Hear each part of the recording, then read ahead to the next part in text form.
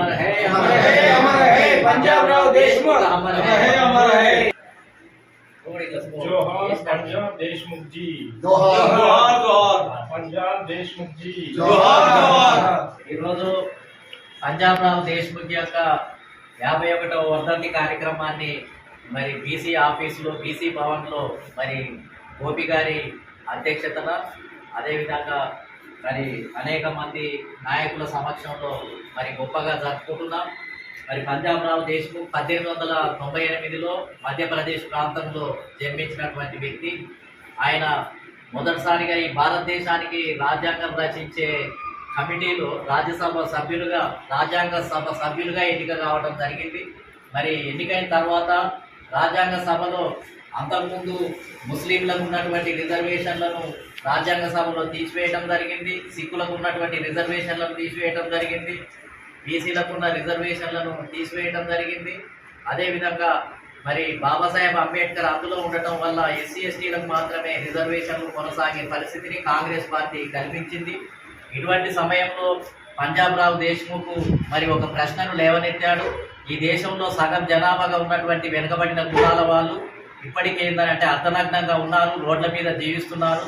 వాళ్ళు ఏ పాపం చేశారు? వాళ్ళు కూడా ఏంటిది అని అంటే అంటరాని కులాల్లాగానే బాగా వెనుకబడ్డారు. విద్యా ఉద్యోగ రంగాల్లో ప్రాతినిధ్యం లేదు, కుల వృత్తులు చేసుకొని అడవులలో జీవిస్తున్నారు. వాళ్లకు రిజర్వేషన్లు ఎందుకు కల్పించడం లేదు అని బలంగా నిలదీసినటువంటి వ్యక్తి మొట్టమొదటి వ్యక్తి పంజాబరావు దేశ్ముఖ్. ఈ పంజాబరావు దేశ్ముఖ్ ఎవరో కాదు, సత్యశోధక్ సమాజ్ అంటే మహాత్మా జ్యోతిరావు పూలే ఏదైతే సత్యశోధక్ సమాజ్ని మహారాష్ట్రలో స్థాపించడం జరిగిందో ఆయన పెట్టిన సంస్థలో ఉద్యమం చేసినటువంటి వ్యక్తి. అదేవిధంగా బాబాసాహెబ్ అంబేద్కర్ స్థాపించినటువంటి ఇండిపెండెంట్ లేబర్ పార్టీలో కూడా ఒక నాయకునిగా పనిచేసినటువంటి వ్యక్తి.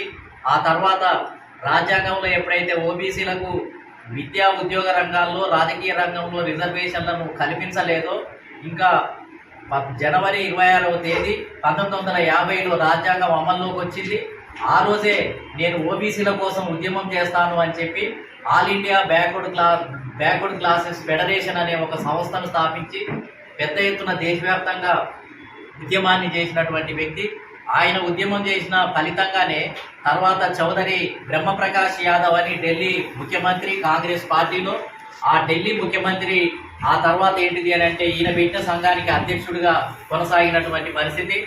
ఆ సంఘంలోనే కర్పూరి ఠాగూర్, ములాయం సింగ్ యాదవ్, లాలూ ప్రసాద్ యాదవ్, అదేవిధంగా ధనికిలాల్ మండల్, అనేక మంది చంద్రజిత్ యాదవ్, అదేవిధంగా మహారథులు వీరమణి ఇలాంటి వాళ్ళంతా పెద్ద మొత్తంలో పాల్గొని ఏదైతే కాకా కాలేకర్ కమిషన్ అమలు చేయాలని ఉద్యమం చేశారు. అదేవిధంగా మండల్ కమిషన్ను కూడా అమలు చేయాలని పెద్ద ఎత్తున ఈయన పెట్టిన సంఘం ద్వారానే దేశవ్యాప్తంగా ఉద్యమం చేసినటువంటి పరిస్థితి ఉంది. మండల్ కమిషన్ అమలు చేయాలని కూడా ఢిల్లీలో పెద్ద ఎత్తున ఇతను పెట్టినటువంటి సంస్థ ద్వారానే చౌదరి బ్రహ్మప్రకాష్ యొక్క అధ్యక్షతన ఏంటిది అని అంటే పెద్ద ఉద్యమాన్ని చేయటం వల్ల ఈరోజు కాంశీరామ్ గారు ఒక పక్క మండల్ కమిషన్ లాగు కరో వర్నా కుర్సీ ఖాళీ కరో అనే నినాదంతో కాంశీరామ్ గారు ఉద్యమం చేస్తే మరొక పక్క ఈయన పెట్టినటువంటి సంస్థ ఏదైతే ఉందో all India backward classes federation అనే సంస్థ మండల్ కమిషన్ అమలు చేయాలని చెప్పి పెద్ద ఎత్తున పోరాటం చేయటం వల్లనే 1990లో విశ్వనాథ్ ప్రతాప్ సింగ్ బీపీ సింగ్ బీసీలకు సంబంధించినటువంటి మండల్ కమిషన్ను అమలు చేసినటువంటి చరిత్ర ఉంది. ఫలితంగా ఇవాళ 27% రిజర్వేషన్లు కేంద్రంలో విద్యా ఉద్యోగ రంగాల్లో బీసీలకు లభించినాయి అని అంటే ఈయన విత్తనం వేసినటువంటి సంస్థ ద్వారానే తర్వాత ఉద్యమాలు జరిగి కాంశీరామ్ గారి ద్వారా అదేవిధంగా బీసీ ఉద్యమాలు జరగటం వల్లనే ఇవాళ నార్త్ ఇండియా అంతా కూడా ఈయన పెట్టినటువంటి ఉద్యమం ద్వారా తయారైనటువంటి నాయకులే మరి ముఖ్యమంత్రులు అయినటువంటి పరిస్థితి ఉంది. దేశంలోనే పెద్ద మార్పును సృష్టించడానికి ఇతను కారకుడయ్యాడు. కాబట్టి ఈయన భారతదేశంలోనే ఈయన భావజాలంతో ముందుకు వెళ్తున్నాం. కాబట్టి ఇటువంటి మహానీయుడిని మనం స్మరించుకోవాల్సినటువంటి అవసరం ఉంది. ఆయన స్ఫూర్తితోటి ఇంకా ఇప్పటికి కూడా రాజ్యాధికారంలో వాటా లేదు, ఎమ్మెల్యేలుగా లేరు, ఎంపీలుగా లేరు, రాజకీయ రిజర్వేషన్లు ఓబీసీలకు లేవు.